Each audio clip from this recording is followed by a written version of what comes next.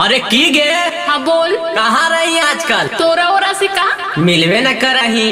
अब अलियो ने बोल की काम हो। चल तो हम आज एगो बात बोलबो। तो की बात हो बोल। हम तोरा से बहुत प्यार करेंगे।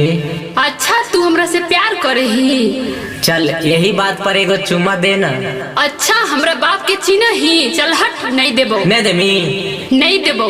दे दे। सुनाई नहीं दे हो नहीं देबो। बड़ी ढीठ ही रे छोरा तू।